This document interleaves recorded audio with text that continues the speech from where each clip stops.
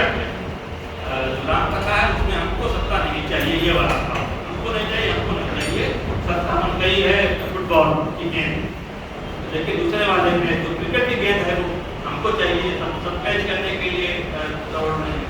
ये दोनों के बीच में अंतर, तो हम लोग भी उदाहरण देते हैं भारतीय संस्कृति को लेकर के इन्हीं ग्रंथों के देते हैं। ये हम देखें इस चीज को कि साहित्य की जो मूल चिंता है वो किस चीज की, और उसी से भारतीयता के ये बात आप समझ लीजिए, क्योंकि बहुत सारे ऐसे संगठन हैं, ऐसे विचार हैं, ऐसे मतवाद हैं जो ये बताना चाहते हैं कि भारतीयता कोई स्थिर अवधारणा है जो आज के 2000 साल पहले, 4000 साल पहले, 5000 साल पहले बन गई और वैसी ही बनी हुई। ऐसा नहीं है, वो तो रोज बनती है, रोज थोड़ी सी बदलती है, रोज थोड़ा सा परिवर्तित होती है। भारतीयता कोई स्थिर अवधारणा नहीं है, इस बात को समझ लीजिए। भारतीयता की अवधारणा बदलती रही, और जब भी असल में सांस्कृतिक और साहित्यिक आंदोलन हुए तो भारतीयता की अवधारणा बदल गई। जब छठे शताब्दी पूर्व में गौतम बुद्ध ने आंदोलन किया तो नई भारतीयता आ गई। उससे पहले वैदिक जो संस्कृति है उसमें मूर्तियां नहीं है, मूर्तियां आ गई, उसमें यज्ञ है तो उसमें हिंसा बहुत ज्यादा है। नई भारतीयता में यज्ञ भी नहीं है और हिंसा बिल्कुल नहीं। वो चीज उन लोगों ने भी, वैदिक लोगों ने भी सीखी कि हिंसा नहीं करनी है, क्योंकि जो जनता है तो इसको बौद्ध मत को समर्थन दे रही है और कूट करके दे रही है, हिंसा नहीं करनी है। तो ये सीखा उन लोगों ने, वैदिक मत वालों ने। तो एक आंदोलन चला, नई भारतीयता आई। इसी तरह से एक आंदोलन चलता है 7वीं 8वीं शताब्दी में, जिसको हम सहज ज्ञान कहते हैं, जिसको हम कहते हैं। पूरे देश में आपको गोरखनाथ की उपस्थिति के संकेत मिल जाएंगे, आपको सहजयानियों के आंदोलनों में, क्योंकि जो 84 सिद्ध हैं, साधक तो बहुत थे। सहजयान का मतलब यही होता है कि जैसा जीवन हमारे पास है हम उसको स्वीकार करके चले। अगर हमारे हमको भूख लगती है तो भूख का दमन नहीं, बल्कि जो जरूरत है शरीर की उसको श्रम करें और श्रम से अपना जीवन चलाएं, यही सहजयान है। तो सहजयान को भी खूब स्वीकृति मिली बंगाल से लेकर के, और बिहार और बड़ा हिस्सा उसी में था। पश्चिमी भारत, दक्षिण भारत पढ़ने का बड़ा आपको दिखाई पड़ेगा। 84 सिद्धों में मैं जो कह रहा था, देखो अधिकांश दलित जातियों के लोग हैं, और उसी की नाम के साथ डोमिका है, डोम जात से, तेलिबा है, तेली जात से, मतलब आमतौर से दलित जातियों के लोग हैं। 84 सिद्धों में जिनको सिद्धि मिल चुकी है, यानी कि वो सहज हो चुके हैं। जब तक कोई सहज नहीं होता तब तक उसको सिद्ध नहीं माना जाता। सहज यानी कि श्रम करके खाना, परिवार के साथ रहना, यही सहज होना। तो ये एक चीज है कि ये आंदोलन आता है और इसका साहित्य आता है। साहित्य गायक था राहुल शंकर ने कोशिश की तिब्बत से बहुत सारी सामग्री लेकर आए, लोहा पुरुष भी लेकर के आए, वो चीज थी। उसके बाद में जब 10वीं शताब्दी के 12वीं 13वीं के आसपास उत्तर भारत में खासतौर से आता है भक्ति आंदोलन। भक्ति आंदोलन ने भी भारतीयता की अवधारणा बदल दी। अभी की जो भारतीयता है, हम जानते हैं कि हम कहीं की ऋग्वेद के ऋचाओं का पाठ नहीं करते, हम 24 घंटे का अखंड रामायण पाठ करते हैं। और ये सिर्फ यहाँ नहीं, अयोध्या और में नहीं, अभी आप ले जाइए तो मिथिला क्षेत्र में हो रहा होगा मानस पाठ, बाड़मेर में हो रहा होगा, जो पश्चिम का इलाका है, गुजरात में हो रहा होगा। जो अभी की भारतीयता है, उसूल के पद कहे जाते हैं, नरसिंह मेहता के पद कहे जाते हैं, वो नामदेव के पद कहे जाते हैं।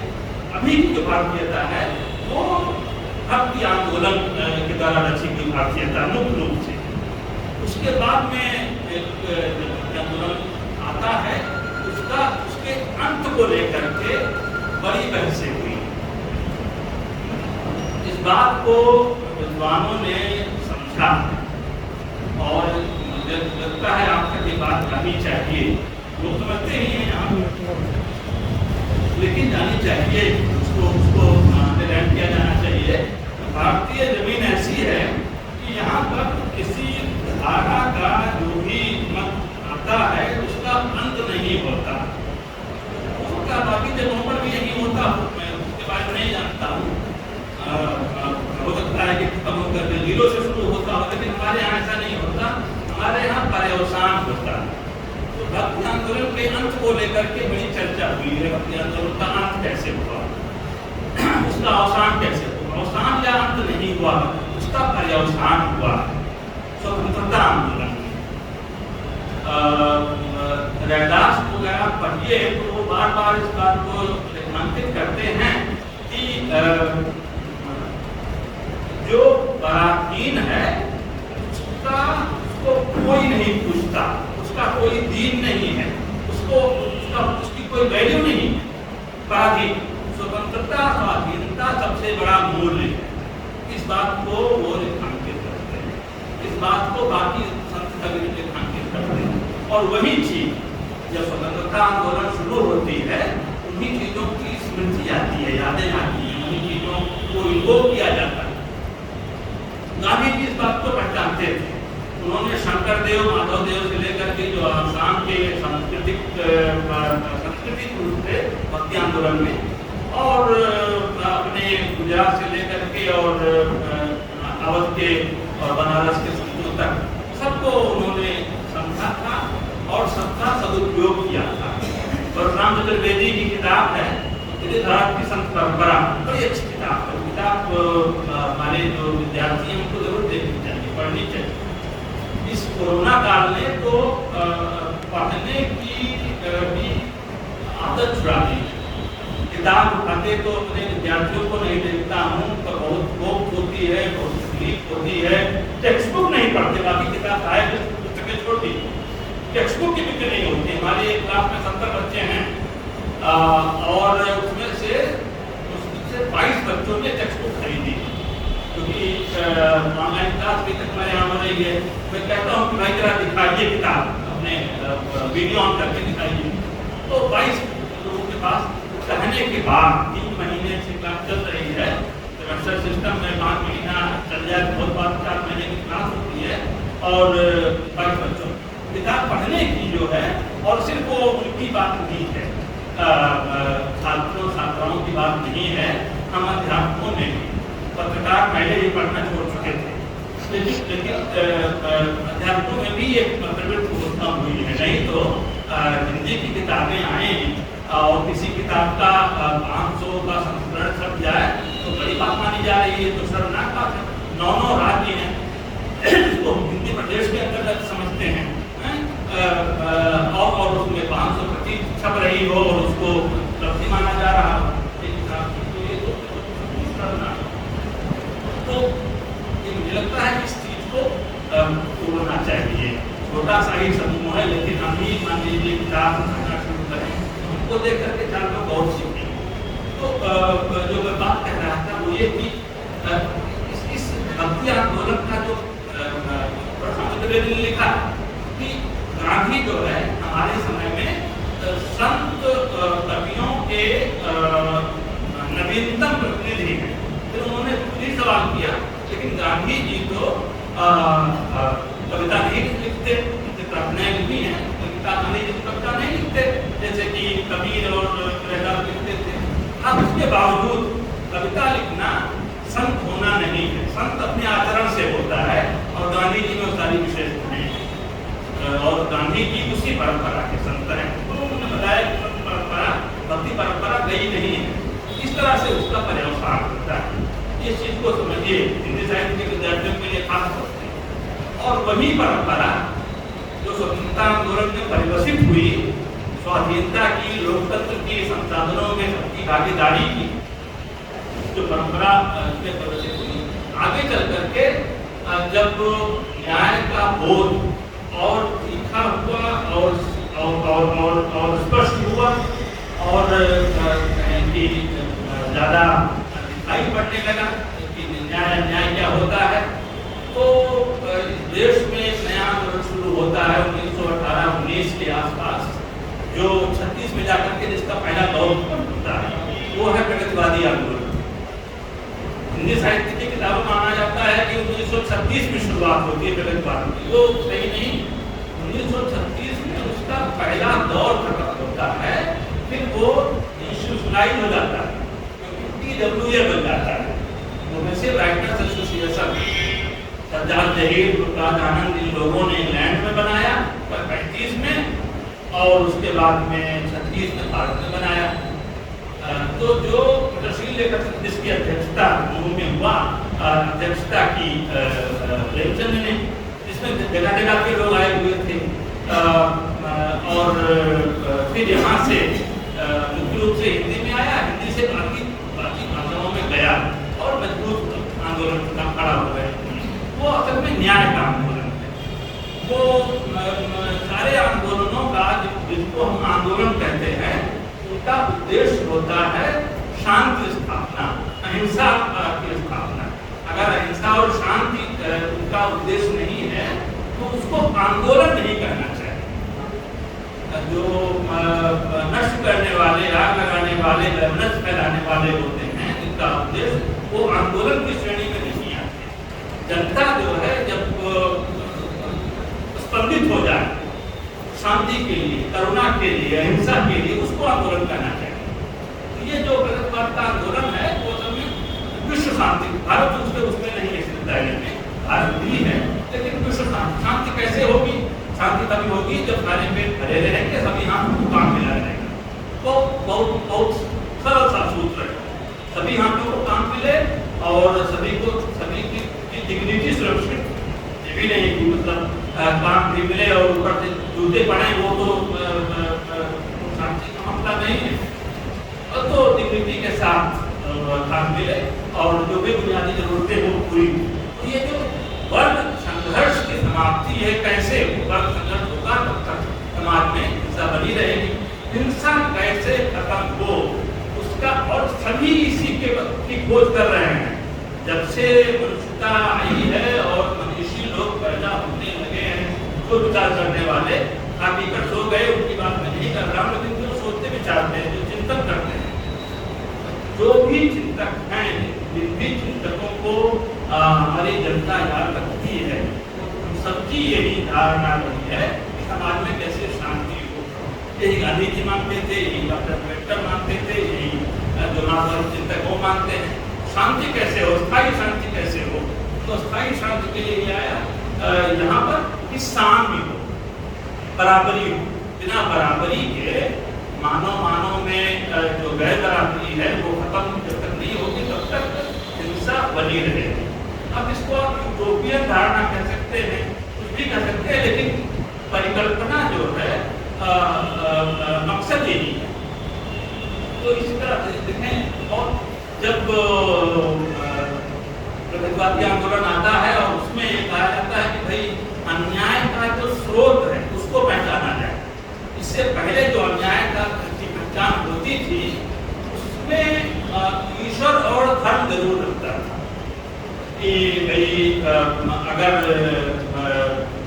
श्रम करने पर भी हमको उसका उचित मूल्य नहीं मिल रहा है, हमने जूता बनाया, जूता 55 रुपए का है और हमको मिला 25 रुपए, तो ये तो भाई भगवान ने ही लिख दिया था, हमारा कर्म ही टूटा था, हमारा प्रारब्ध ही खराब था, पूर्व जन्म का हिसाब ही गड़बड़ हो गया था। ईश्वर की उपस्थिति रहती थी इससे पहले, जब भी न्याय का मामला होता है। न्याय का स्रोत अगर न पहचाना जाए तो कह दीजिए कि वो तो पूर्व जन्म का फल है। पहली बार ऐसा हुआ प्रगतिवाद आने के बाद में कि धर्म और ईश्वर से पिंड छूट गए। अब वो अन्याय के विवेचन में ईश्वर की उपस्थिति नहीं रहेगी। ये बहुत बड़ी बात है और पूरी दुनिया में थी ये चीज, पूरी दुनिया में थी। दूसरी चीज ये हुई कि एक जो शुरुआत करने वाले थे इसको 1918 की बात है, मर्यादा पत्रिका में ये कविता छपी थी 4-5 कविताएं थी स्नेही जी की, जो कानपुर के थे और कानपुर में सारी मिले थी। कानपुर में गणित सेक्टर विद्यार्थी थे और वो बहुत सारी चीज़ें बाहर से मंगाया करते थे। फ्रांस में और इंग्लैंड में ऐसी किताबें छपती थी और वहाँ से चीज़ें आती थी। बहुत सारे लोग आते थे अपने दूसरे कामों से, इन देशों से, यूरोपीय देशों से उनसे मंगा लिया करते थे विद्यार्थी। तो उनके यहाँ एक व्यक्ति एक मंडल बन गया था, उसमें स्नेही जी थे, स्नेही। तो स्नेही जी ने ये बात कही। दूसरी बात में कहा कि न होने देंगे अत्याचार, लड़ जाएंगे न्याय पक्ष पर, करके हृदय उदार। इसको ये पहली कविता मानता हूँ इसको कि ये प्रगतिवादी आंदोलन की पहली कविता है 1918। क्या कह रहे हैं कि एक तो हमारी लड़ाई अन्याय को खत्म करने के लिए होगी, लेकिन वो अन्याय हम पर नहीं हो रहा, वो अन्याय हम पर नहीं हो रहा है, किसी पर भी हो रहा है। कोई भी अन्याय का शिकार हो उसके लिए हम लड़ेंगे। ये एक इसकी घोषणा थी, इसके मूल में था कि हम तो प्रोफेसर हैं, हम तो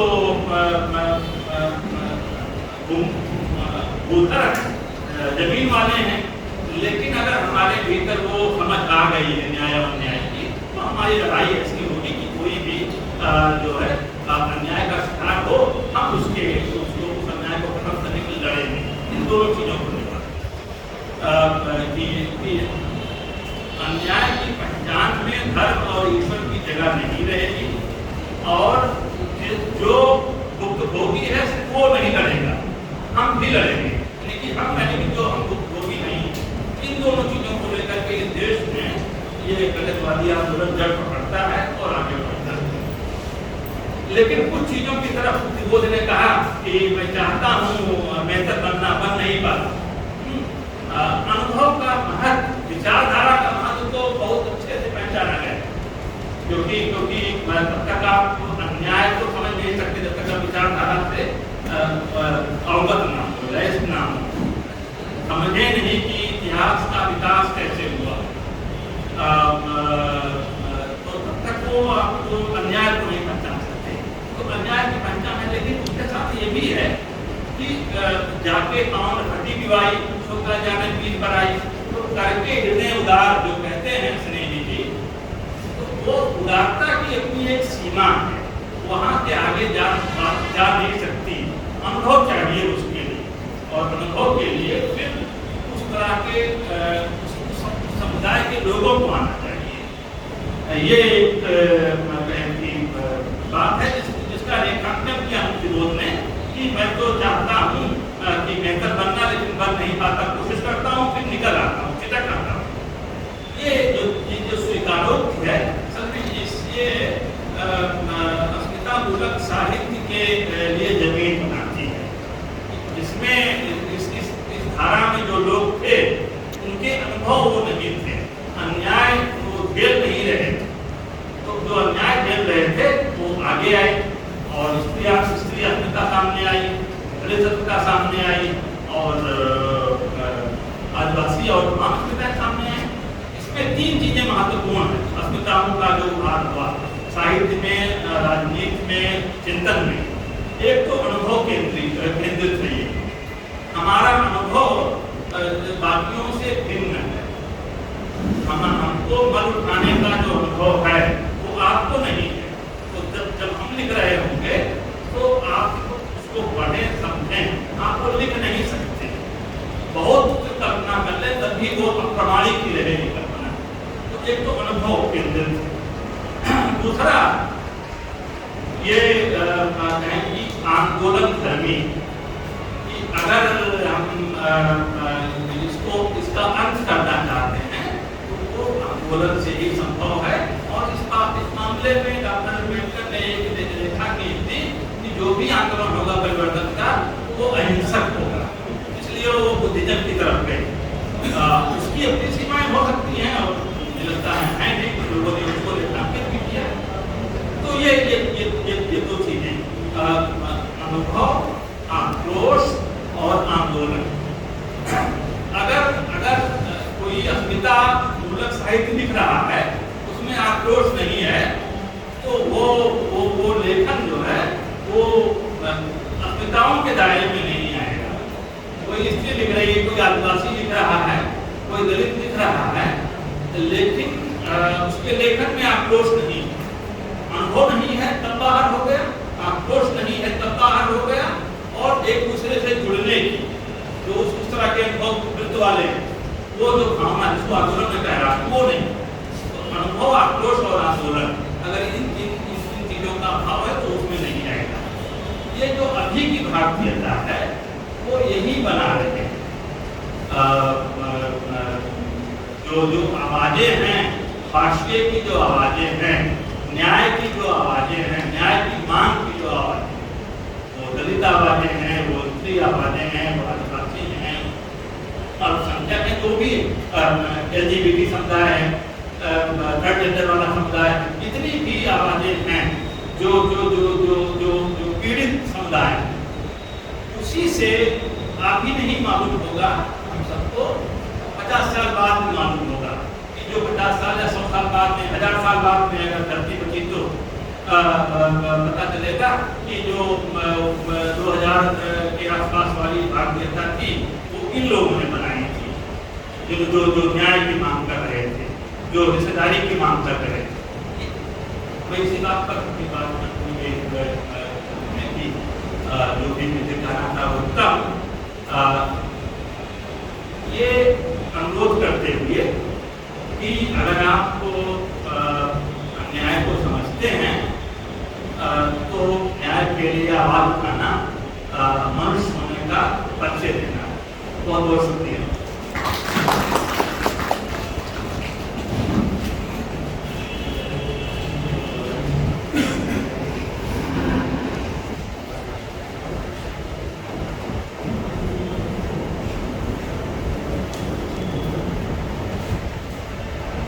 तो थोड़ी और अपेक्षा की बातचीत हो रहे हैं, जैसे बता था कि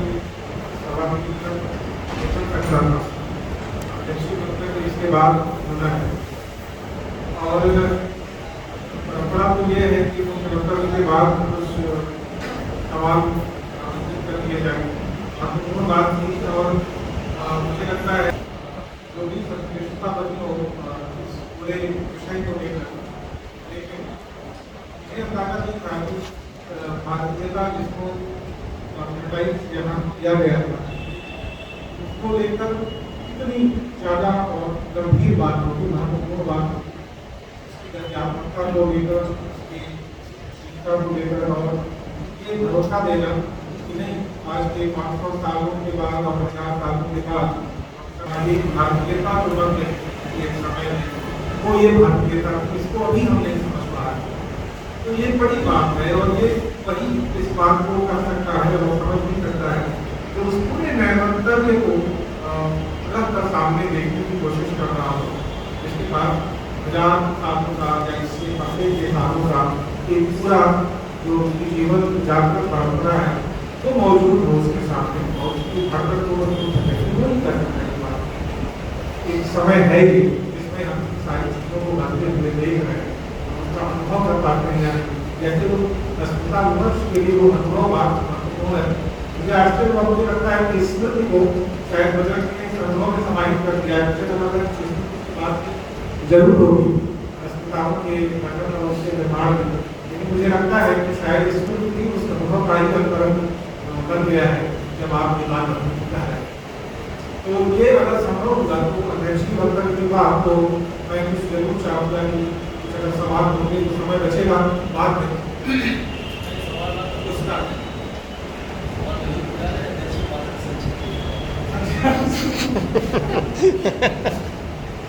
तो आप लोगों के मन में अगर कुछ सवाल हो, 1 घंटे सवाल होने का समय है।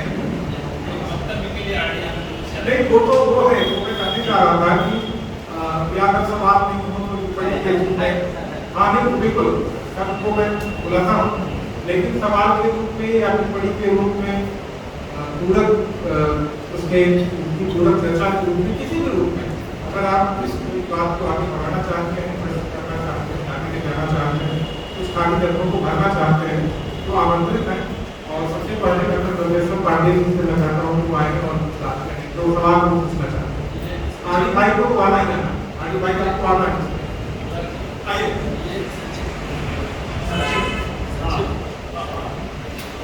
नहीं, सवाल संक्षिप्त हो तो मुझे नहीं लगता कि कहानी की बात है, कोई समझते हैं तो आइए सर आइए। वो दरअसल दर्द शिकार वगैरह कर रहे हैं तो आप थोड़ा इतिहास के फ्रेम में आ जाएंगे। आप इतिहास से बाहर मत जाइए, यहाँ आइए। धन्यवाद अनुराग जी कि आपने हमको मौका दिया। और साहित्य की रचना भी जो है मैं अनुभव करता हूँ कि चिंतन से होती है, जब जागरूकता होती है तभी साहित्य रचा गया है। और मुख्य वक्ता जी का मैं विशेष रूप से आभारी हूँ, जिन्होंने भक्ति आप को लेकर के चर्चा उठाई थी। और एक शब्द कहा कि भक्ति मार्ग जो है अभी तक जीवित है, मैंने है जिस आचार्य पुष्पाल चतुर्वेदी जी का जिन्होंने नाम लिया, मैं उन्हीं की जन्मभूमि से जुड़ा हुआ हूँ और बार बार उस जन्मभूमि को मैं प्रणाम करता हूँ कि जहाँ से साहित्य का चिंतन हुआ है। वो भक्ति मार्ग के साथ एक विनम्रता को अनुरोध करना कि आपने कहा कि भक्ति मार्ग जो है अब नहीं है, अब तक आते आते जो है ईश्वर नहीं है। जिस तरह से कुछ आपके धर्म शोभित हो सकता है कि मैं नहीं पहुँच पाया हूँ आपके भावना को, क्योंकि साहित्यकार जो कहता है उसके बहुत जन्म निकाले जाते हैं कहाँ तक तो। लेकिन हमारा मानना यह है कि भागवत जी में प्रश्न आया है कि जब ईश्वर नहीं है तो प्रकृति आ जाती है, नियंत्रण करने के लिए प्रकृति आ जाती है। नियंत्रण चिंतन ये करना चाहता हूँ कि जब कोई नहीं भी नियंत्रण करता है तो प्रकृति आ जाती है। जब हम भी असहाय हो जाते हैं तो मानते हैं कि प्रकृति आ जाती है। और भागवत जी ने प्रश्न किया कि प्रकृति ही ब्रह्म है। बस यही हो, बस आपने कहा कि अयोध्या नगरी में रहता हूँ मैं, मैं देखता हूँ कभी भी भक्ति जीवित है। हालांकि कलयुग का प्रभाव हुआ है कि भक्ति जो है तमाम चीजों जो काफी की जो रचना हुई है हमारे यहाँ श्रीमद् भागवत जी की, वो भी भक्ति को जीवित करने के लिए हुई है। तो धन्यवाद सर, और कोई बात नहीं, विनम्रता जो भेजता भी इस बात समाज चाहेंगे। धन्यवाद।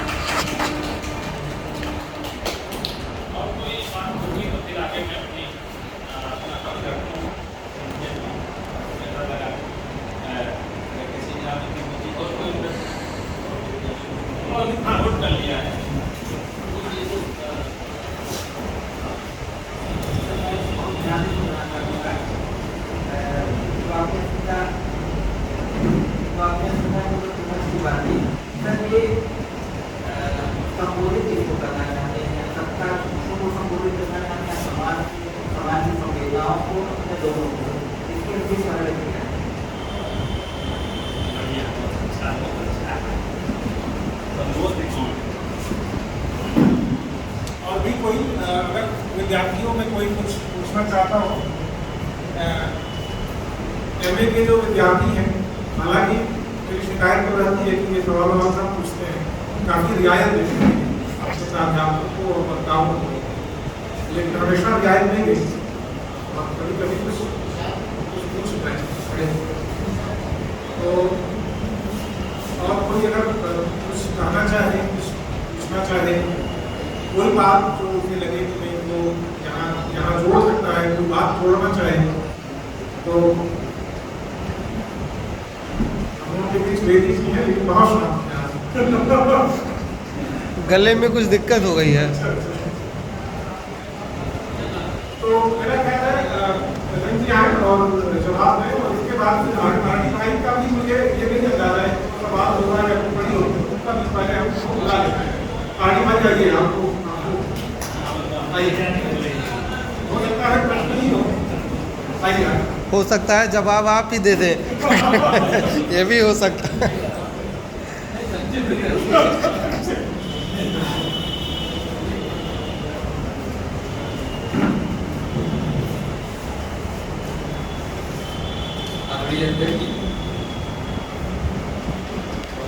और प्रगतिशील लेखक संघ के अध्यक्ष हमारे वरिष्ठ कवि सचिन श्रीवास्तव जी, दिल्ली से आए हुए हमारे प्रोफेसर साथी अध्यक्ष बिहारी तिवारी जी और यहाँ तमाम सारे हमारे प्रबुद्ध साथी जो है बैठे हुए हैं। निश्चित रूप से इसमें सारे के सारे प्रबुद्ध हैं और कई साथी इसमें तो डिग्री कॉलेज और कॉलेज से जुड़े हुए हैं।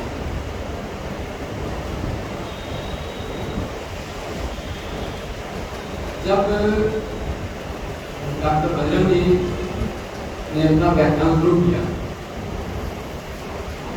तो उस अस्मिताओं में सबसे पहले डॉक्टर अम्बेडकर का नाम लिया। डॉक्टर अम्बेडकर के दौर से या कह लीजिए कि उनकी विचारधाराओं से जब हम टकराते हैं तब हमें अस्मिताओं का बोध होने लगता है। ऐसा भी नहीं है कि अस्मिताएं पहले अस्तित्व में नहीं थी,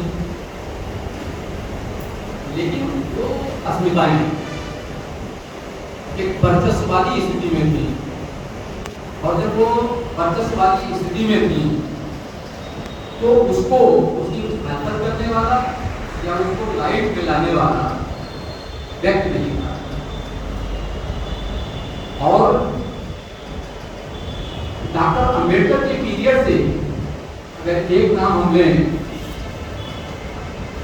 भगत सिंह का, तो भगत सिंह जब आज़ादी आंदोलन में शरीक थे और बढ़ चढ़ के लड़ रहे थे, उसके बाद बम कांड के बाद जब उनको जेल हुआ, जेल में इन चीजों का वो अध्ययन कर रहे थे। तो उस समय वो सांप्रदायिकता का अध्ययन कर रहे थे, धर्म का अध्ययन कर रहे थे, ईश्वर का अध्ययन कर रहे थे और अस्मिताओं का भी अध्ययन कर रहे थे। उस समय उन्होंने इस चीज को नोट किया था, ये आजादी आंदोलन तब तक अधूरी है जब तक आम जन की जो आम जन है, यानी वो अस्मिता जो बिल्कुल अस्तित्व में नहीं देखी जाती, उसके अस्तित्व को नकारा जाता है, उसको दास, उसको सेवक, उसको चंडाल, उसको न जाने क्या क्या कहा जाता है। भगत सिंह ने उसको नोटिस में लिया था और कहा था यदि देश आजाद होता है और इन अस्मिताओं को तोड़ करके, जो डॉक्टर साहब ने कहा कि उनकी जरूरतें नहीं पूरी होंगी, उनका पेट नहीं भरेगा, तो अस्मिताएं बनी रहेंगी और इस ट्रांसफर पावर का कोई मतलब नहीं होगा। यानी भगत सिंह 1919 और 30 के इर्द गिर्द ये चीज बहुत बारीकी से महसूस कर रहे थे कि ट्रांसफर ऑफ पावर इस आजादी आंदोलन का मतलब होगा। लेकिन जरूरत है इस देश की जो बारीक अस्मिताएं हैं, जो अभी इस वर्चस्व के सामने के सम्मुख खड़ी नहीं हो पाई हैं, उनकी जरूरतें और उन पर थोपा हुआ वर्चस्व खत्म किया जाना चाहिए। तब जाकर के बराबरी का कॉन्सेप्ट या जो छोटी छोटी अस्मिताएं हम जी रहे हैं, इसको तोड़ करके हम एक मनुष्य के रूप में जी सकेंगे, तब जाके आजादी आंदोलन का कोई मतलब। उसी दरमियान 1929, 30, 31, 32 इसी दौरान डॉक्टर अम्बेडकर ने भी गोल बेस कॉन्फ्रेंस में इन तमाम सारे अस्मिताओं का सवाल उठाया और जिसको डॉक्टर साहब ने एक सांकेतिक रूप से, क्योंकि यहाँ पर सारे प्रबुद्ध लोग हैं, सभी पढ़ते हैं, इसको सांकेतिक रूप से उठाया कि डॉक्टर अम्बेडकर के आने के बाद या यूं कह लीजिए कि 1970 के बाद और 80 आते आते इन अस्मिताओं का रूप दिखने लगा। मैं डॉक्टर साहब के उस बात पे न जाकर के, क्योंकि संक्षिप्त में नहीं कहना भी है, मैं एक चीज जोड़ना चाहता हूँ या उसको और विकृत करना चाहता हूं। ये अस्मिताएं हैं जिसको इन वर्चस्ववादी शक्तियों के विरुद्ध लड़ना चाहिए और एकता के सवाल को हल करना चाहिए। डॉक्टर साहब ने अपनी बहुत पतली सी किताब में किसान आंदोलन और कविता करते हैं, उसमें इस चीज का जिक्र किया है कि एकता से वर्चस्ववादी लड़ता। तो जब एक ये सच है और ये जो अस्मिताएं उभर के आई हैं, इनको भी ये पता है कि अगर एका हो तो हम इस वर्चस्ववाद को तोड़ सकते हैं, लेकिन इसके बावजूद भी संविधान में कुछ ऐसी अवधारणाएं लाई गई, जैसे पूना पैक्ट होने के बाद आरक्षण का सवाल आया और आरक्षण का सवाल यूं ही नहीं आया था, ये बहुत ही प्लानिंग के तहत ये 1900 के इर्द गिर्द से ये चीजें प्लानिंग हो रही थी अंग्रेज और इस देश के वर्चस्ववादियों के द्वारा कि इन जो अस्मिताएं उभर कर आएंगी, इन अस्मिताओं को के लिए एक मेधा जो तैयार होगा, उस मेधा को हम कैसे डायरेक्ट करेंगे, कैसे स्थापित करेंगे और कैसे उसके पीछे इन तमाम सारे लोगों को उसको मसीहा बना करके और कैसे इस आंदोलन को रोकेंगे। और ये चीजें संविधान में विहित की गई।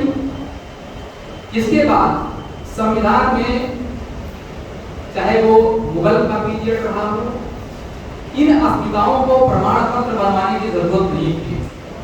अंग्रेजों का पीरियड रहा हो, इन अस्मिताओं को प्रमाण पत्र बनवाने की जरूरत नहीं थी। लेकिन आजादी आंदोलन के बाद, आजादी प्राप्त करने के बाद औपनिवेशिक शक्तियों ने भारतीय वर्चस्ववादियों के साथ जो गठजोड़ करके प्लान किया कि कैसे इन चीजों को इनको विफल किया जाए, तो एक अस्मिता को रेखांकित किया गया और फिर संविधान में प्रमाण पत्र बनवाने के लिए आरक्षण जैसे चीजों का वजूद लाया गया। जैसे हम आरक्षण जैसे शब्द को लेते हैं, तैसे पूरे एक मुकदमे में एक अस्मिताओं में बुझा आ जाता है। जैसे मैं आरक्षण का विरोध कर रहा हूँ या जो है ब्राह्मणों का साथ दे रहा, ये आक्षेप लगने लगता है। लेकिन ये बहुत बारीकी से देखने की जरूरत है। जितने भी किस तरीके से चिंतन करते हैं, जो देखते हैं कि इस संविधान ने जाति को और पुख्ता कर दिया कि नहीं, तुम्हें प्रमाण पत्र बनवाना है। जबकि चाहे ब्रिटिश पीरियड रहा हो, चाहे मुगल पीरियड रहा हो, जाति प्रमाण पत्र बनवाने की जरूरत नहीं थी। यानी जाति को संवैधानिक कर दिया गया। इस पे लोगों का दिमाग ही नहीं चलता है, इस पे लोग चिंतन ही नहीं करते हैं। जब मैंने इसको रेखांकित किया तो दलित भोगने में बुझा था। मैं जो जोड़ना चाहता हूँ या जो उभारना चाहता हूँ ये कि जब मैं कुछ बड़े साहित्यकारों से, जो तथाकथित दलित साहित्यकार हैं, मैं जब उनसे सवाल करता हूँ कि जब हम इन वर्चस्ववादियों के विरुद्ध आवाज उठाते हैं, इनके खिलाफ, इनके मिथकों को तोड़ते हैं, इनके वर्चस्व को तोड़ना चाहते हैं, ब्राह्मणवाद को तोड़ना चाहते हैं, जातीय अस्मिताओं को खत्म करना चाहते हैं, उस दौर में हम ये तमाम छोटी छोटी जो अस्मिताएं, जो एक दलित अस्मिता के रूप में उभर के आ रही थी, इसमें धोबी, पासी, चमार, भंगी, सारे अपने मसीहाई व्यक्तियों को खोज रहे हैं और उसमें एक लीडर पैदा कर रहे हैं। जहाँ पे डॉक्टर साहब ने एका की बात की है, वहाँ हम अनेकता में, यूनिटी जो डाइवर्सिटी की बात थी, उस यूनिटी को हम डाइवर्सिटी में जो है बदल रहे हैं। तो ये जो अस्मिताएं हैं छोटी छोटी, यानी हम जिस तरीके से पहले राजा महाराजा हुआ करते थे और छोटे छोटे राजा महाराजाओं को ब्रिटिश रूल ने जो है इनको जीत करके और अपने साम्राज्य को बड़ा किया, ठीक उसी तरीके से हम छोटे छोटे स्वार्थों में, छोटे छोटे टुकड़ों में विभक्त होकर के अनेक अस्मिताओं को और उस अस्मिताओं के मेधाओं को और उसके नेतृत्व को जन्म देने के चक्कर में हम वर्चस्ववादियों के सामने खिलौने बनते जा रहे हैं। और शायद ये जो है आज के चिंतकों के लिए एक बड़ा सवाल है कि इनमें एका कैसे गई है। जब शाहीन बाग जैसा सवाल उठता है तो हमें ये लगने लगता है कि ये अस्मिताएं एक हो रही हैं। जब किसान आंदोलन शुरू होता है तो मुझे लगता है एक बड़े कैनवास में हम जा रहे हैं और वहाँ पर हम नेतृत्व और अपने आंदोलन को रेखांकित करने लगते हैं। इन चीजों को यदि बारीकी से, जैसा कि अभी साथी ने कहा कि जो आप किसको संबोधित कर रहे हैं, जब कोई डैश पे होता है और जब अपनी बात रखता है तो कई बार वो एक्टिव वॉइस में बात करता है और कई बार वो पैसिव में करता है। और जब पैसिव में करता है तब भी एक कर्ता निर्धारित होता है। जैसे जब हम काव्य की बात करते हैं तो काव्य में कहीं से नहीं लगता है कि इसमें कोई मैं है या तुम है, लेकिन वो मैं और तुम उसकी व्याख्या करते करते हम वहां तक पहुंच भी जाते हैं।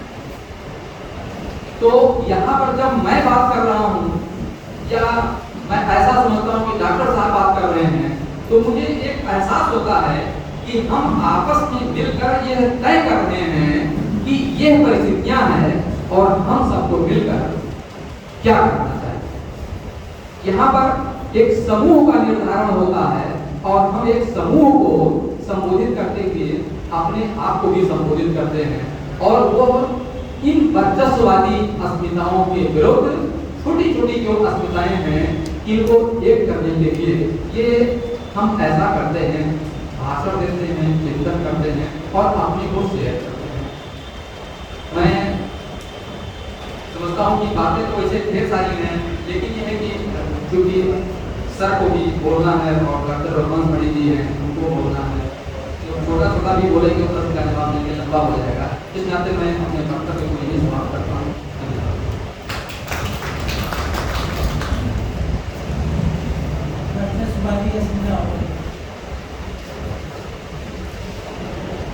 कोई और अगर प्रश्न है तो आप बोल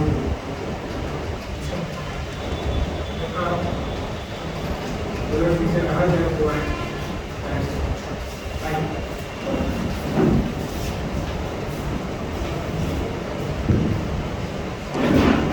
ब्राह्मणवाद की चर्चा होती है। ब्राह्मणवाद का शब्दार्थ क्या होता है, उससे किसका बोध हो रहा है, किसका कराया जा रहा है, किसकी चर्चा की जा रही है, तो किसकी बड़ी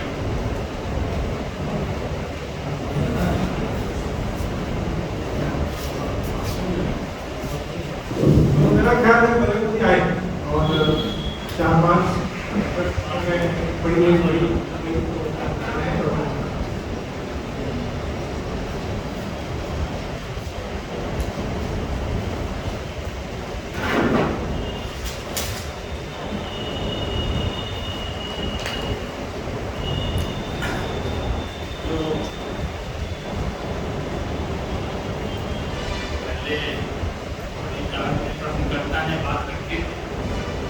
भक्ति परंपरा अभी भी जीवित है, इससे और मजबूत हुई है, क्योंकि उस परंपरा को परंपरा नहीं, पुरानी वाली परंपरा नहीं है, कबीर और रैदास और तुलसी की परंपरा नहीं, वो दूसरी परंपरा है। अभी का भक्त होना मतलब वो दूसरा अर्थ ही होता है। मैंने कहा कि एक समय तक उसकी भूमिका थी, दोनों भाई हाथ पर, दोनों भाई गांठ, दोनों भाई नए नए हिंदू मुसलमान, ऐसा कह रहे हैं दादू। उस समय की वो जरूरत है और बाद में भी उसको बार बार उद्धृत किया जाता है। लेकिन एक समय आता है जब बदल गया है परिदृश्य और देश की गुलामी को सब लोग महसूस कर रहे हैं, इसको हटाना चाहते हैं, तो वो आंदोलन अपने को बदल लेता है स्वतंत्रता आंदोलन में। यही मैं कहना चाहता हूँ। उस आंदोलन का जो है इसमें रूपांतरण हो। अब वो जो उसका तलछट है वो चलता रहेगा, वो ऐसा नहीं कि वो भक्ति खत्म हो जाएगी, तलछट में चलता रहेगा। लेकिन अब जो है वो संत होने का मतलब है कि स्वतंत्रता के लिए आप आवाज उठाएं, उसका पर्यवसान हो गया। लेकिन उसमें वो अवशेष हैं, उसमें भारतीय कहते हैं कि देखिए देश की दुर्दशा हो रही है, राम क्यों नहीं आते, कृष्ण क्यों नहीं आते, जो निराला तक के बात चली आती है, दलित जन पर गौरव करुणा और अलग अलग तरीके से ये की बना हुआ है भगवान, वो उसका अवतारों का आह्वान भी हो रहा है। तो उस लिहाज से, लेकिन जब मान लीजिए वो मालूम हुआ कि इसके बाद में जो स्वतंत्रता आंदोलन के मूल्य हैं वो हासिल हो गए, जो आनंद जी कह रहे थे, पावर का ट्रांसफर हो गया।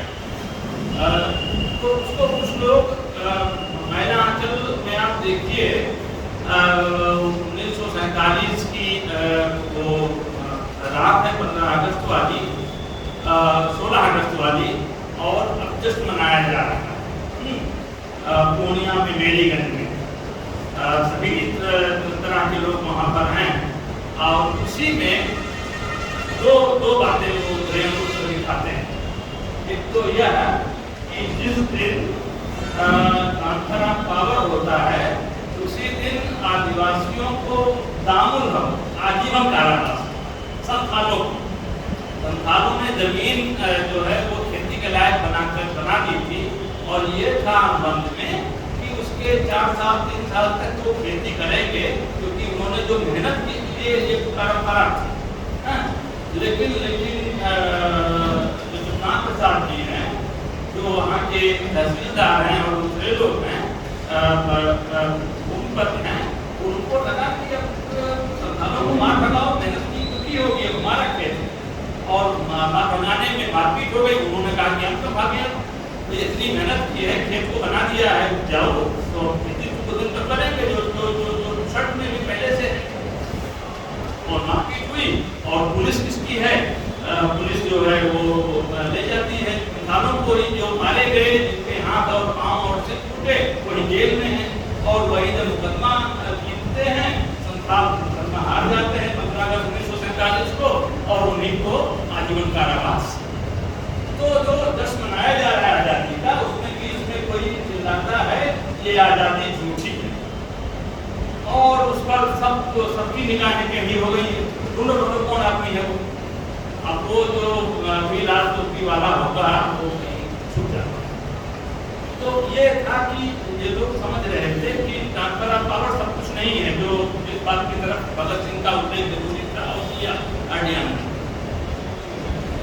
कि भाई वो मतलब ये जो पॉलिटिकल डेमोक्रेसी है वो कैसे बने सोशल डेमोक्रेसी, सामाजिक लोकतंत्र की स्थापना कैसे, ये महत्वपूर्ण था। और इसीलिए फिर प्रगतिवाद जैसी चीज आई, प्रगतिवादी वामपंथी आंदोलन आया, इसीलिए वो उस मतलब आज़ादी के अधूरेपन को उसे पूरा करना है और उसे सबके लिए न्याय सुरक्षित रखना है, क्योंकि जो पारंपरिक वर्चस्वशाली वर्ग है वो अपना अपने हितों पर आंच नहीं आने देना चाहता।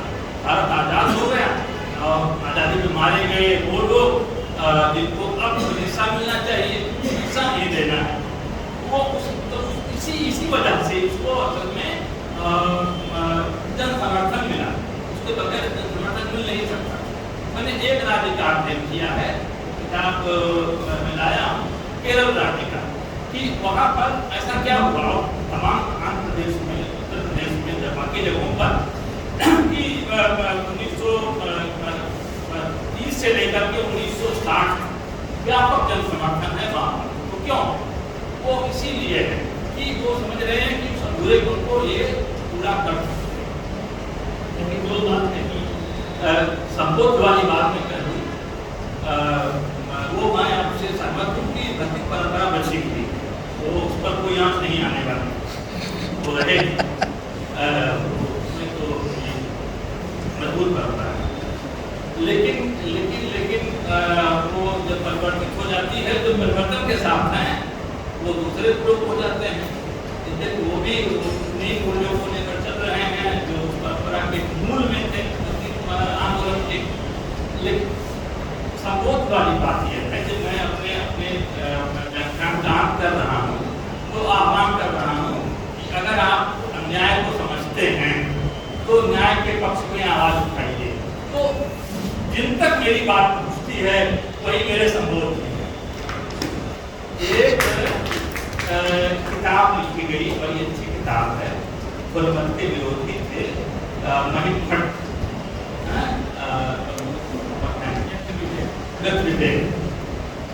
विवेक किताब है और मत पढ़िए, उसकी जो भूमिका है, उसका जो पहला श्लोक है वो पढ़िए। उसमें कहते हैं कि कोई भी प्रस्ताव सबको स्वीकार नहीं होता, कोई भी किताब सबको स्वीकार नहीं होती। मैं समर्पित करूं सबको समर्पित है वो नहीं, वो कहने की बात है।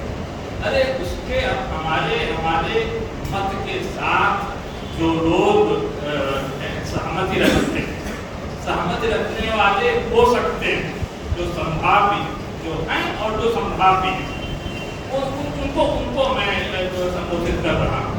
उसमें वो कहते हैं कहा देखिए सूर्योदय होता है तो सूर्योदय को लेकर के सब प्रफुल्लित होते हैं, लेकिन वहाँ पर भी उल्लू तो है, उनको तो दिक्कत हो जाती है। वहाँ पर भी एक मत नहीं है, सूर्योदय को लेकर के भी एक मत नहीं है। तो वहाँ पर भी उल्लू है जो उनको लगता है कि नहीं ये तो खराब वक्त आने वाला आ गया है, सूर्योदय हो रहा है। तो वो महिम भट्ट की बात बड़ी धार्मिक है।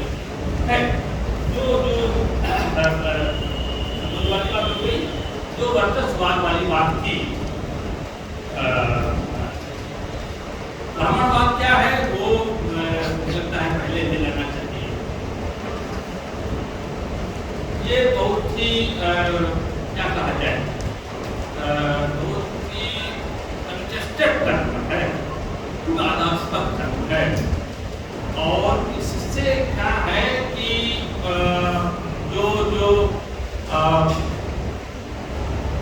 जो विक्टिमहुड है, पीड़ित होने का भाव है, जो सताए होने का जो भाव है, जो वो उबाल मारता है, उछाल मारता है, उस पर मरहम लगाने के लिए शब्द का इस्तेमाल होता है।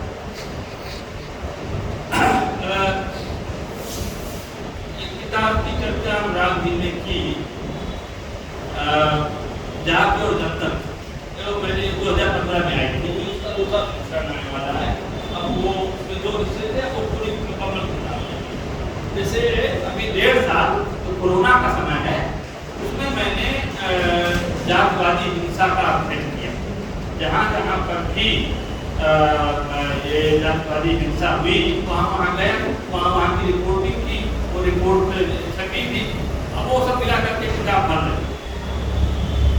जब वो चीज सामने आ रही है तो मालूम होता है कि जब आपको युक्ति का ठोस यथार्थपरक विमर्श करने में उतरे हुए हैं, तो अगर मजबूरी है तो आपको उन जातियों के नामोल्लेख के साथ बात करनी चाहिए। शिवपुरी में मान लीजिए वाल्मीकि समाज के 2 बच्चों को मार दिया गया। मारने वाले कौन? वो फिर आपको ये कहने से कि ब्राह्मणवादी हैं बात नहीं बनी।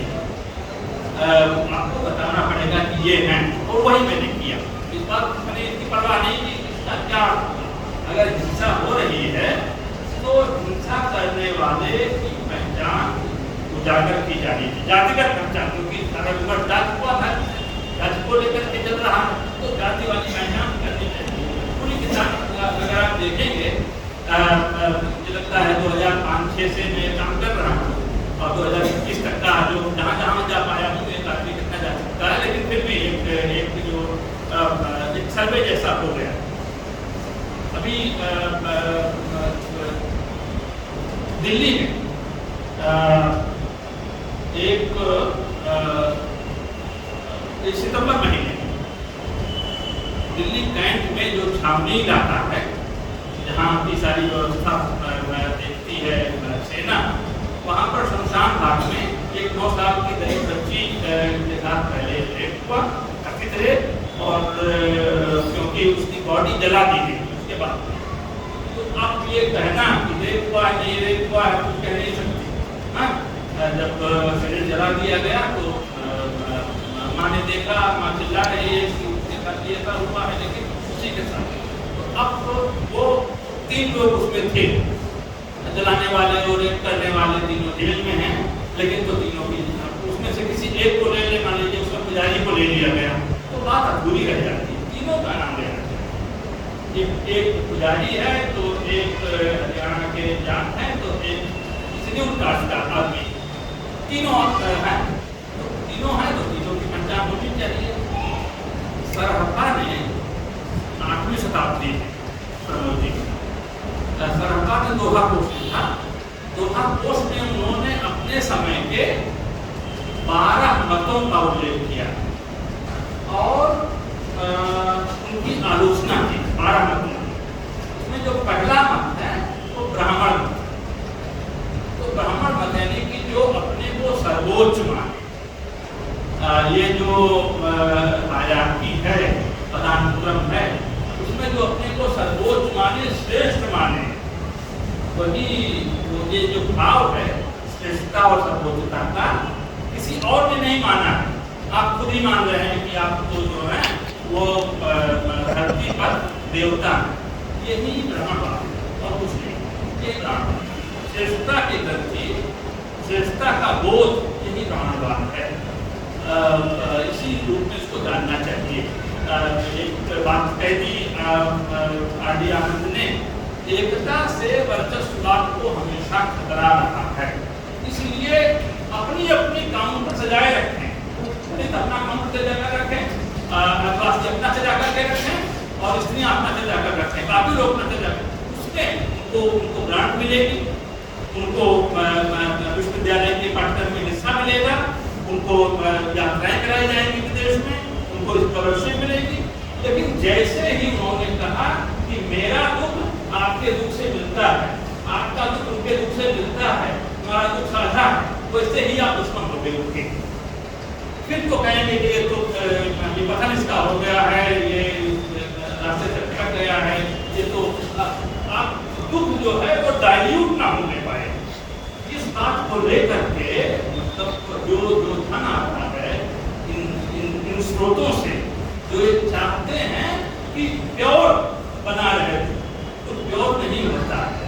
जेंडर का दुख क्लास से, क्लास का दुख कास्ट से, कास्ट का दुख रिलीजन से, रिलीजन का दुख रिलीजन से जुड़ा हुआ है। ये जो उसके जो पत्ता है दीपकता, उसका ऊपर वाला हिस्सा निकल जाए तो देखिए कि कितने महीन तक उसके जुड़े रहते हैं। इसी तरह से ये जो शोषण और वर्चस्व के तंत्र हैं वैसे ही जुड़े हुए, उनको पहचानना है, वो वाला हिस्सा आप फाड़ दीजिए तो देखिए कि कहाँ से कहाँ जुड़े हुए। तो जेंडर का सवाल है, कास्ट का सवाल है, कास्ट का सवाल है, जब आप जोड़ करके देखेंगे तो मुक्ति का एक बड़ा विमर्श बनेगा और असल में तभी हम मुक्ति के वास्तविक मुक्ति की तरफ हम चलेंगे, उसकी प्राप्ति के लिए। यही कहना था।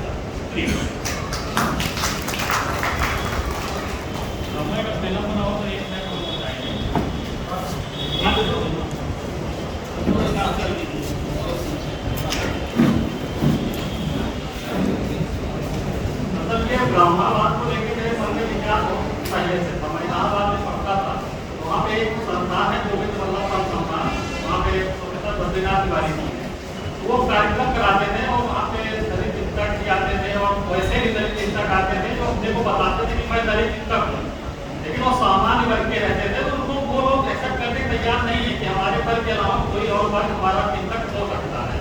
तो हम लोग ब्राह्मणवाद की बात शुरू होती थी।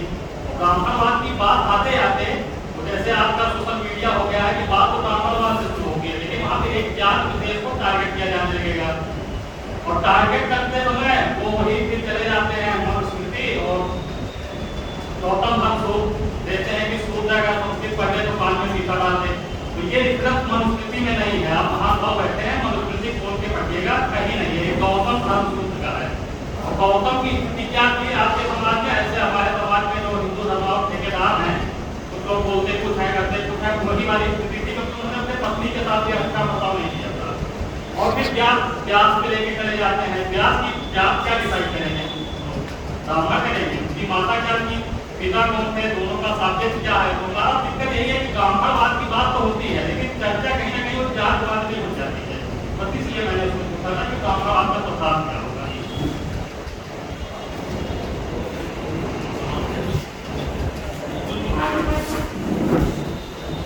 ये जो इजराइल वाली कॉम्प्लेक्स है ना कि भाई यहूदियों को नष्ट कर दीजिए तो जर्मनी का उद्धार हो जाएगा, ब्राह्मणों को नष्ट कर दीजिए तो तमिलनाडु का उद्धार हो जाएगा। ये बड़ा अच्छा हुआ कि तमिलनाडु में पेरियार के बाद में पेरियार का जो सेल्फ रेस्पेक्ट मूवमेंट है उसकी उपलब्धियां अप्रतिम हैं। लेकिन वो एक चीज़ दिखाता जो मैं कहने जा रहा हूँ कि यहूदी जो हैं वो सारा मतलब जो सारी बाधा वो खड़ी कर रहे हैं।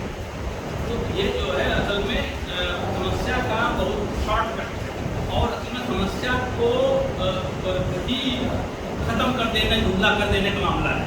समस्या बनी रहे लेकिन ऊपर से आपको लगे कि आपने खत्म कर दी है।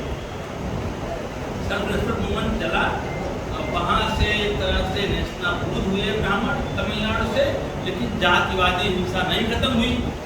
ठीक है, क्योंकि अगली किताब में थी उसी पर है, जातिवादी हिंसा नहीं खत्म हुई। तो दलित चिंतकों को लगा कि मामला क्या है। मामला ये है कि जो MBC हैं, मोस्ट OBC हैं, वो उन्होंने उनकी जगह ले ली।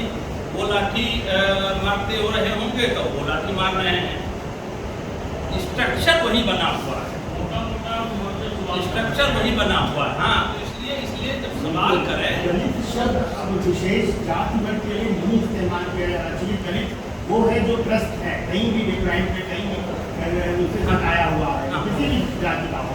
इसी ढंग से वर्चस्ववाद की जो बात की जाती है और वर्चस्ववादी बात है, तो ये नहीं मानती तो उसका मतलब ब्राह्मण ही होता है या वो उच्च जातियाँ होती हैं।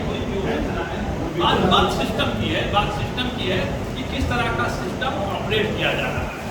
अगर सिस्टम में वायलेंस इनहेरेंट है, व्यवस्था में ही वो हिंसा घुली मिली है, तो ब्राह्मण रहे ना रहे, ब्राह्मणवाद रहे ना रहे, लेकिन वो हिंसा बनी रहे और वही मैं कह रहा हूँ वो हिंसा बनी रहेगी। तो वो जो पहली बात थी, जो मैं फिर से उसको दोहरा दूँ, वो जो श्रेष्ठता ग्रंथि है उससे जो छुटकारा पाना होगा। लेकिन साथ में यह भी कि जो सिस्टमिक चिंतन है, जो प्रणालीगत चिंतन है, जिसमें आपको व्यवस्था बदलनी है, व्यक्तियों के अदला-बदली नहीं करनी है, कुछ यही रहे और कोई और आकर के बैठे, डेविड की जगह गोविंद बैठ जाए, वो नहीं होना है। ये चीज़ ध्यान रखिए। मतलब हमारे ध्यान में वो तंत्र रहे, वो सिस्टम रहे, वो व्यवस्था रहे इसी बात की तरफ, और तब जात विशेष की बात नहीं रह जाएगी। देखिए पुराने जगह पर यादव लोग उत्पीड़न कर रहे हैं, पुरानी जगह पर अलग अलग जगहों पर अलग अलग पॉकेट में अलग अलग सुविधाएं तय कर लिए। मान लीजिए उनको हटा भी देंगे तब भी वो चलता रहेगा। इसलिए मूल चीज़ है व्यवस्था बनती है। शुक्रिया, मैं अध्यक्ष से सॉरी बोलता हूँ, ये ऐसे ही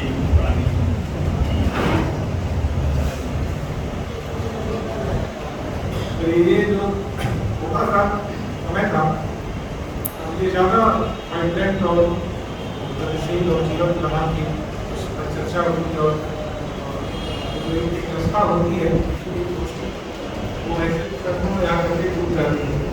तो ज़्यादा समय नहीं होगा, समय थोड़ा वैसे भी देर हो गई है, 3:30 में 4 बजे तक तो था, 4 तो मैं तुरंत रघुवंश जी के बारे में थोड़ी सी बात बताता हूँ। आज के कार्यक्रम की अध्यक्षता कर रहे हैं और इस बात को बहुत रूप में मैं कहूँगा और बड़े परिहास के रूप में कहूँगा कि हम अध्यक्ष के रूप में ऐसे व्यक्ति को पाने के लिए बड़ा संघर्ष करना होता है, बड़ी चुनौतियाँ हैं। चुनौतियों से लड़ना लोगों ने किसी तरह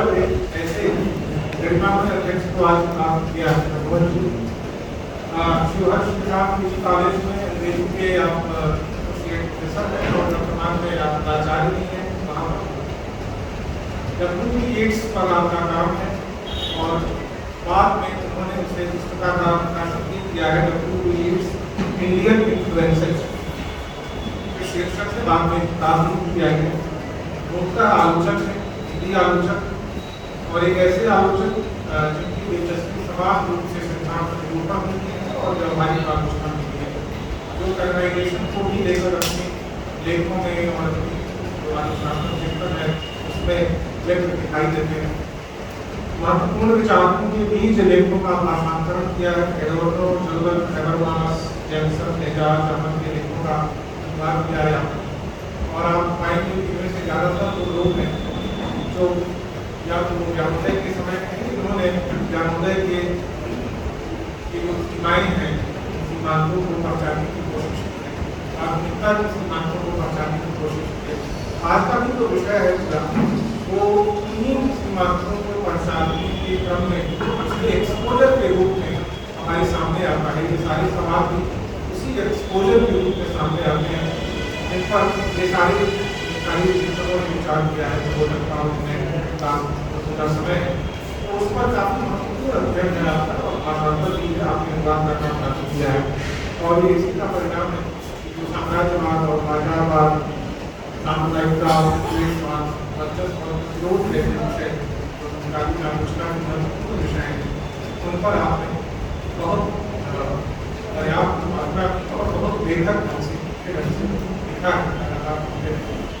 एक ऐसे ही प्रसिद्धि कर्मी के रूप में जानते हैं शायद जो तमाम इन मुद्दों पर जो हमारे समय और समाज में गलत और विषय मुद्दे हैं, सामुदायिकता से लेकर के और ज्ञान व्यवस्था से लेकर के और अज्ञान मुद्दों पर उस पर जो अपनी बात करने में लगता है वो सामने आते हैं और व्यापक रूप से अपने को प्रस्तुत करते हैं सारे करने के लिए एक्टिविस्ट के रूप में। ये व्यवहारिक जो कार्यकर्ता की जो पहचान होती है अलग बहुत मुखर नहीं एक शालीन कार्यकर्ता की संस्कृत कर्मी के रूप में अनेक अखबारों और पत्रिकाओं में कानून समीक्षा और शिक्षा नेतृत्व किया है आपने और जो पुस्तकें हैं आपकी वो निर्वचन एक है इसको प्रेजेंटेशन करते हैं आवश्यक समय में हस्तक्षेप और हरा इंद्रिय रणनीति है ये करता संग्रह कविताएं तो लिखी है आपने और संपादित जो नाम है रोशनी की आवाज़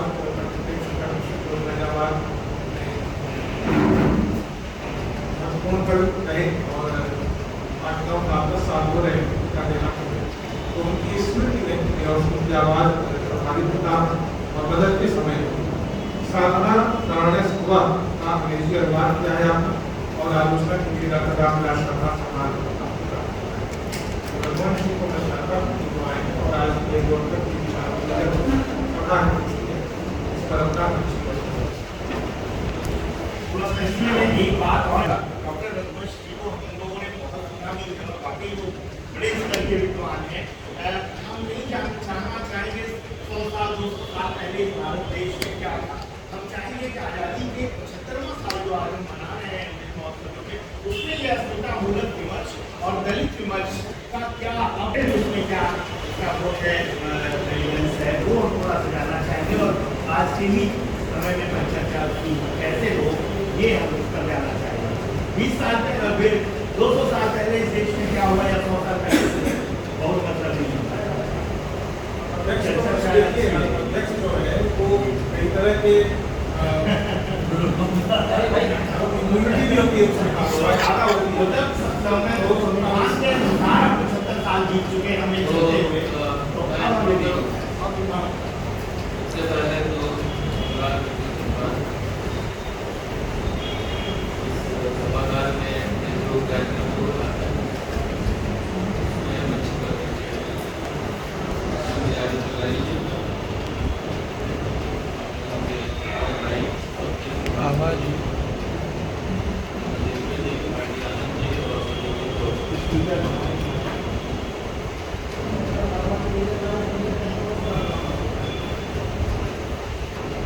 जी तिवारी जी ने जो अपना वक्तव्य दिया,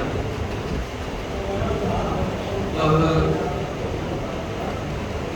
तमाम प्रश्नों को छूते हुए अपनी बात को रखा और मैं समझता हूँ कि यह मामला केवल इतिहास का नहीं है। जब वे भक्ति आंदोलन की चर्चा करते हैं तो आगे देखते हुए उसकी चर्चा करते हैं। हमारे समय में भक्ति आंदोलन इस तरह से अपनी प्रासंगिकता को रेखांकित करता है, इसकी आप चर्चा करते हैं। जब हम इन आंदोलनों की चर्चा करते हैं, अस्मितामूलक आंदोलनों की, तो हम चाहे कितने भी पीछे चले जाएं, हम गौतम बुद्ध से भी अपनी चर्चा प्रारंभ कर सकते हैं। जहां पहली बार मेरी गाथा जैसा ग्रंथ लिखा गया था, जहां तो गौतम बुद्ध ने पहली बार दुख की चर्चा की थी और उस दुख से मुक्ति की चर्चा की।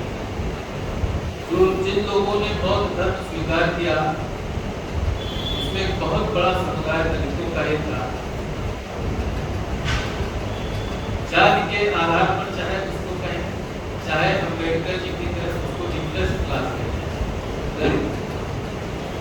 तो जब हम इतिहास की बात करते हैं, खासतौर से हमारे जैसे आलोचक या डॉक्टर तिवारी जी जैसे आलोचक, तो हमारा मतलब इतिहास से होता है, लेकिन इतिहास के जो तंत्र हैं उनसे हम भविष्य की तरफ देखने की भी कोशिश करते हैं। वर्चस्ववाद की चर्चा हुई, मैं थोड़ा और आगे जाने की कोशिश करूंगा अपने समय से होते हुए, हालांकि समय ही सबसे बड़ी बाधा है। तो तिवारी जी ने जहां अपना भाषण समाप्त किया डॉक्टर साहब ने, वहां उन्होंने एक वाक्य का इस्तेमाल किया कि हाशिए की आवाजें केंद्र की तरफ जा रही हैं। अंग्रेजी साहित्य से जो लोग जुड़े हैं या आलोचना से जो जुड़े हुए हैं, वे इस बात को जानते हैं कि जो पोस्ट मॉडर्न डिबेट चलती है, उत्तर आधुनिकता का पूरा जो विवाद है, उसमें कहीं ये बात आती है कि जो परिध की आवाजें हैं वो केंद्र की तरफ पहुंच रही हैं। लेकिन मैं ये कहता हूं कि ऐसा केवल उत्तर आधुनिक दौर में नहीं हुआ। ब्लैक्स की आवाजें अमेरिकन इतिहास में कैसे केंद्र तक पहुंची और कैसे अब्राहम लिंकन के समय में उसका एबॉलिशमेंट हुआ, ये ध्यान देने की बात है। इसी तरह से ये जो अस्मितावादी आंदोलन है, वे आगे से हम तक पहुंचे। उसमें कमियां हो सकती हैं, सारी बातें हैं, और बहुत सी चीजों से हम असहमत भी हो सकते हैं। एक बार ऐसे ही ये चर्चा जयपुर में चली थी, जहाँ एक सेमिनार चल रहा था।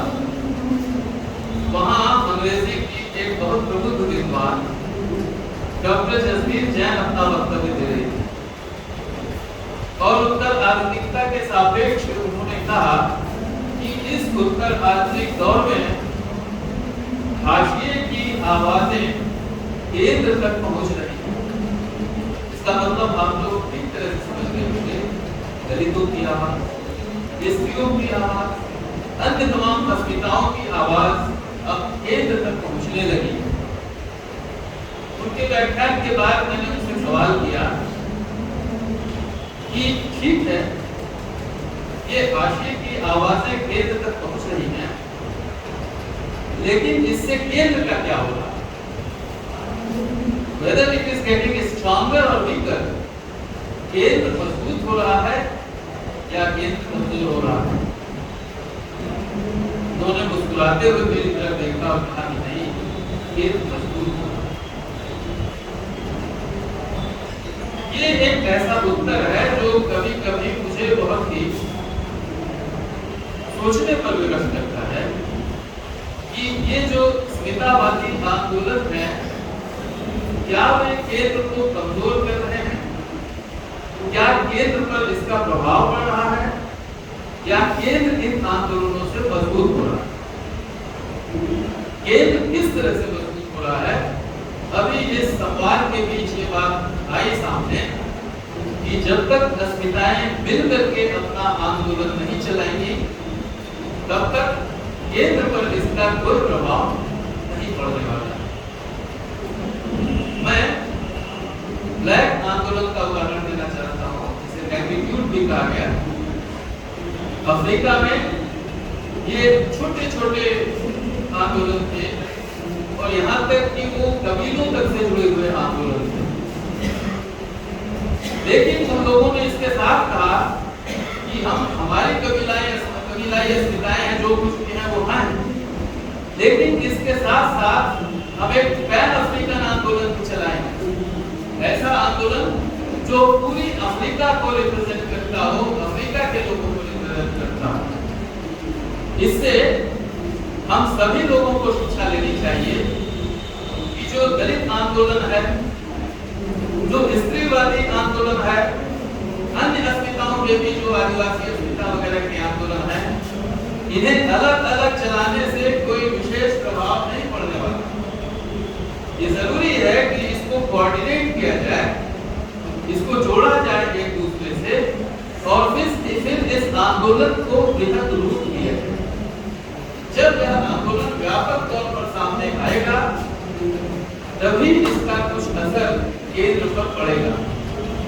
जैसे अभी जब ये किसान आंदोलन शुरू हुआ तो मजदूर जब तक उसमें शामिल नहीं हुए तब तक उसमें ताकत नहीं आई, और जब तक मजदूर किसान मिल करके नहीं आंदोलन खड़ा करेंगे तब तक उनकी बातों को नहीं सुना जाएगा।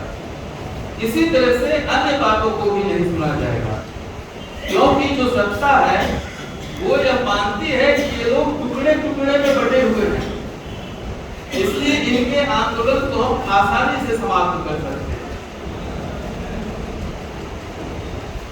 जो छोटे छोटे आंदोलन हो रहे हैं उनका कोई असर नहीं पड़ रहा। उदाहरण के लिए अगर आप मजदूरों की बात करें तो तमाम ऐसे नियम थे जो समाप्त कर दिए गए जो मजदूरों के अधिकारों से जुड़े हुए थे। मजदूरों ने आंदोलन किया लेकिन छोटे छोटे आंदोलन हुए, सरकार उसे आसानी से दबा ले गई। प्राइवेटाइजेशन संबंधी जो आंदोलन हुए छोटे छोटे थे, इन्हें सरकार ने आसानी से दबा दिया, और अब जिस तरह से प्राइवेटाइजेशन की प्रक्रिया चल रही है उसके रास्ते में ऐसा नहीं लगता कि कोई बहुत अड़ंगा आ रहा है। तो इसलिए ये जरूरी है कि एक ऐसा आंदोलन हो जिसमें इन सारी अस्मिताओं को भी एक साथ रखा जाए और ये अस्मिताएं भी इस बात को जान लें कि उनका बाकी आंदोलनों से हटने के बाद कोई मतलब नहीं होगा। स्त्रीवादी आंदोलन यदि दलित आंदोलन से नहीं जुड़ता है, दलित आंदोलन यदि मजदूर आंदोलन से नहीं जुड़ता है, मजदूर आंदोलन यदि किसान आंदोलन से नहीं जुड़ता है, तो वे धीरे धीरे अलग थलग पड़ जाएंगे और वे समाप्त हो जाएंगे। इसीलिए खास तौर से आप एक बात देख सकते हैं, जी इस बात को तस्दीक करेंगे कि जो दलित आंदोलन था शुरू में जिस तरह से राजनीति से जुड़ता था, संसदीय राजनीति से, उससे उसका मोहन हुआ और उसके लेखक उससे अलग हुए।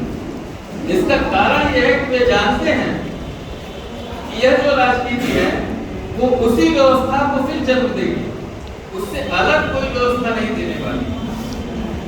इसलिए इस बात पर ध्यान देने की आवश्यकता है। विस्तार से मैं बात नहीं कहूँगा, बहुत संक्षेप। दूसरी बात जो है वो ये है कि अक्सर हम भारतीय और विदेशी की बात करते हैं, जबकि हमारे वेदों में एक मंत्र आता है, आनो भद्रा ऋतुओ यंत्र विश्वका, यानी दुनिया भर से जो भी विचार आते हैं वे हम तक पहुंचे, अच्छे विचार। और आर्थिक ग्लोबलाइजेशन तो आज शुरू हो रहा है, लेकिन वैचारिकता के मामले में जो ग्लोबलाइजेशन था उसको हम प्राचीन भारत से देख सकते हैं। राहुल जी के पुस्तकों को पढ़ें तो आप जानेंगे कि किस तरह ग्रीक समाज से भारतीय समाज का संबंध रहा है, किस तरह से ज्ञान का आदान प्रदान हो रहा है। वैशाख और बाह्यान जब भारत आते हैं तो किस तरह से ज्ञान का आदान प्रदान होता है, किस तरह से भारत के बौद्ध भिक्षुक जब विदेश जाते हैं, जब कंबोडिया जाते हैं, चीन जाते हैं, अफगानिस्तान जाते हैं, तो किस तरह से बातों का आदान प्रदान होता है। तो इसलिए भारतीयता के नाम पर हम केवल यह न कहें कि जो पुराने विचार है वही हमारे विचार है। जैसा कि तिवारी जी ने बताया कि एक गत्यात्मकता रही है भारतीयता में, और उस गत्यात्मकता को देखें तो उसमें बहुत से बाहरी विचार हम लोगों के साथ आए हैं। हम लोगों ने उनको अपनी तरीके से सोचा है, अपनी तरीके से हम निष्कर्षों पर पहुंचे हैं। अब भारतीय स्वाधीनता आंदोलन को ही देख लीजिए, अगर एक तरफ पश्चिम की जो गुप्त की विचारधारा है वह आती है, तो दूसरी तरफ भारत के जो भारत का पुराना इतिहास है, भारत की पुरानी संस्कृति है, उसमें से भी बहुत सी चीजें ली जा रही हैं, और दोनों के मिलने पर ही ये एक तरह का आंदोलन बनता है। इसलिए दुनिया भर में जिस भी तरह से अत्याचार का विरोध हो रहा है, जिस भी तरह से अन्याय का विरोध हो रहा है, उस पर हमारी दृष्टि रहनी चाहिए, और अपने संदर्भ में इस बात को भारतीयता के संदर्भ में इसे हमें व्याख्यायित और पुनर्व्याख्यायित करना होगा। तीसरी जो बात है जो कि भविष्य से जुड़ी हुई है, असीम जी जो बात कर रहे थे वो ये है कि आखिर ये सब अस्मिता की बातें हम तब कर लेते हैं, हम तब कर लेते हैं जब हमारे पास प्रजातंत्र है, जब हमारे पास बोलने की स्वाधीनता है, जब हम बात अपनी कह सकते हैं। अफगानिस्तान में स्त्री स्वतंत्रता की क्या बात हो, जहां तालिबानों का शासन। इसलिए यह जरूरी है कि इन आंदोलनों के साथ हम यह भी देखें कि हमारी जो डेमोक्रेसी है, हमारा जो लोकतंत्र है वह बचा रहे, हमारी बोलने की स्वतंत्रता बची रहे, हम अपनी बात कह सकें। कहीं ऐसा न हो कि प्रजातंत्र केवल एक पर्दा बन जाए और हम अपनी बात न कह सकें। प्रजातंत्र के माध्यम से ही कहीं ऐसा न हो कि हमारी बोलने की आजादी खत्म हो जाए। इन सारी चीजों पर हमें ध्यान देना चाहिए, क्योंकि पूरी दुनिया में इस तरह की प्रक्रियाएं हो रही हैं। एक तरफ तालिबान हमको दिखाई दे रहे हैं, लेकिन एक तरफ ऐसे शासक भी हैं जो 90% वोट पा जाते हैं। वहां जो विपक्षी होता है उसको जहर देने की बात कर दी जाती है। तो इन सारी चीजों पर भी हमारा ध्यान रहना चाहिए, क्योंकि अस्मिता की आवाज तभी उठ भी सकती है जब हमारे पास आवाज उठाने की स्वतंत्रता हो। यदि आवाज उठाने की स्वतंत्रता ही नहीं होगी तो ये प्रश्न पूछेंगे कि कैसे, स्वतंत्रता का प्रश्न सबसे बड़ा प्रश्न, क्योंकि यदि हमारे पास स्वतंत्रता नहीं है तो हम अपनी बात कैसे कह सकते हैं। आप कल्पना कीजिए, मुझे सन ठीक से नहीं याद आ रहा है, 1932 के आसपास महादेव वर्मा जी श्रृंखला की कड़ियां जैसे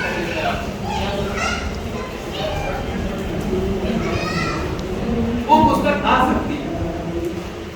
कब आती है? जब भारत में अंग्रेजों का शासन रहता है। लेकिन आज ऐसी स्थिति है कि आप अपनी बात करें तो आपको जेल में डाल दिया जाएगा, ट्रॉलिंग शुरू हो जाएगी। तो इन सारी बातों पर भी हमें ध्यान देने की जरूरत है। यह एक बहुत बड़ा प्रश्न है कि जब अस्मिताएं अपनी बात कहेंगी तो परिवर्तन आएगा, लेकिन यदि बोलने की स्वतंत्रता ही नहीं रहेगी, यदि हमारे पास बात कहने की स्वतंत्रता नहीं रहेगी, यदि हमारे पास अपनी बात को जनता में कहने की स्वतंत्रता नहीं रहेगी, तो फिर अस्मिताओं के विपक्ष का भी कोई अर्थ नहीं रह जाएगा। शायद मैंने इतिहास की बात नहीं की है, थोड़ा बहुत बात की है।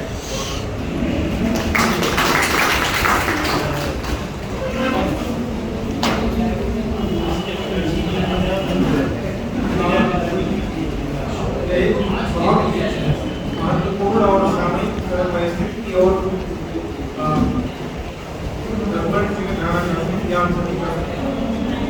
लोकतंत्र होगा, स्वतंत्रता होगी, तभी हम बात कर सकते हैं।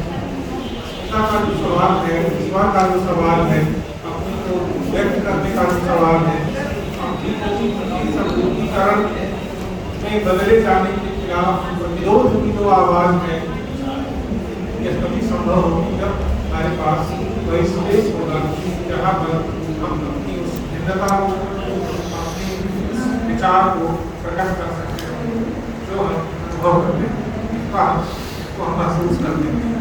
और जो एक महत्वपूर्ण बात उन्होंने कही कि जब तक कोई समन्वय नहीं होगा, जब तक जो सत्तावादी आंदोलन है, जब तक वो एक साथ नहीं आएंगे और एकजुट नहीं होंगे, तब तक आप अलग अलग सत्तावादी मोर्चे पर समता पार्टी की जो उम्मीद कर रहे हैं वह दुराशा माना।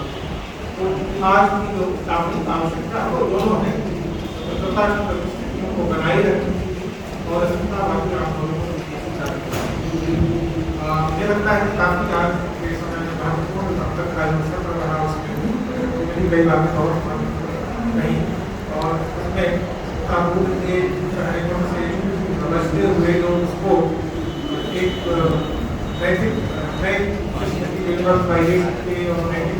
एक तो बोतल उठा दो ना वहाँ से, बोतल उठा दो ऊपर से। पूरे प्रबंधन पर सवाल खड़े किए हैं, तो नैतिकता की तो कोई मतलब नहीं है कि नैतिकता की जो पूरी अवधारणा है वो हमारे लिए अप्रासंगिक हो गई है। हमको नैतिकता के कुछ ऐसे नए प्रत्ययों को जरूर बनाना होगा जहाँ पर रक्त और नस्ल और जाति और वर्ग की जो भेद परक सच्चाइयाँ हैं और पीड़न है उनको हम छिपा न सकें, उनको हम कवर कर न सकें। तो एक नए किस्म का होना जरूरी है जहाँ पर सारी चीज़ों को भिन्नताओं के साथ रखकर देखा जा सके।